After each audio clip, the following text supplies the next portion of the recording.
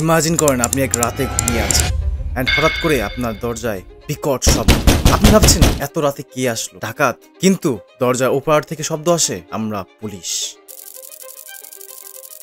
কিন্তু এরপর শুরু হলো এক লীলা খেলা, চিৎকার, ভয়, হুমকি এবং টাকা দাবি। এটা ঢাকার কলাবাগানে পুলিশের নামে চলছে এক ভয়ঙ্কর অপরাধ। কিন্তু এইটাই কি প্রথমবার? 29 এপ্রিল রাত 1:30 আব্দুল ওয়াদেদের বাসায় হানা দেয় এসআই বেলাল এবং ওসি মুক্তার এবং আরো 30 জন অজ্ঞাত ব্যক্তি। পুরো পরিবার আতঙ্কিত।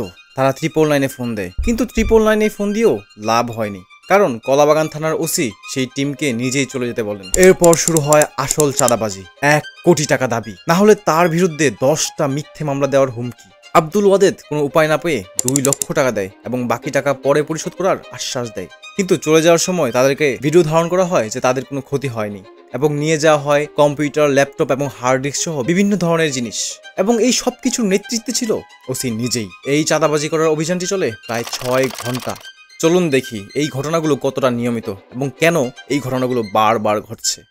মোহাম্মদপুরে ডিবি পুলিশ পরিচয়ে এক তরুণীকে বাসা থেকে তুলে নেওয়া হয়। তাকে গাড়িতে তুলে মারধর, ভয়ভীতি এবং 3 লাখ টাকা দাবি করা হয়, না হলে তাকে মাদক ব্যবসায়ী বলে মিথ্যে মামলায় ফাঁসিয়ে দেওয়ার হুমকি দেওয়া হয়। পরিবার কোনো উপায় না পেয়ে তাদেরকে সেই টাকা বিকাশের মাধ্যমে পাঠায়। এন্ড গেস হোয়াট, তদন্তে বেরিয়ে আসে অপরাধী পুলিশ নিজেই। আপনার মনে হতে পারে পুলিশের হয়তো কোনো ভয়াবহ শাস্তি হয়েছে, কিন্তু না, তাদের শাস্তি কেবল মাত্র বদলি অথবা সাময়িক বরখাস্ত।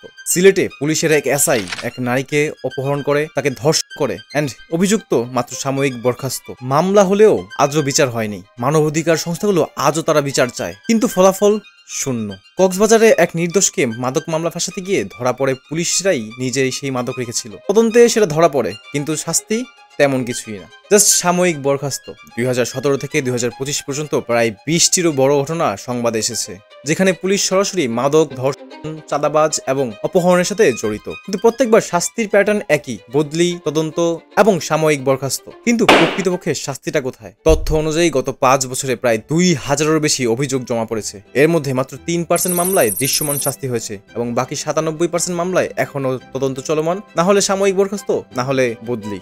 এখন প্রশ্ন হচ্ছে, আইনের লোকেরাই যদি আইনের বাইরে চলে যায়, তাহলে সাধারণ মানুষ নিরাপদ কোথায়? আজকের লাখ টাকার প্রশ্ন, পুলিশ কি আসলেই জনগণের বন্ধু? আপনি কি আসলেই নিরাপদ?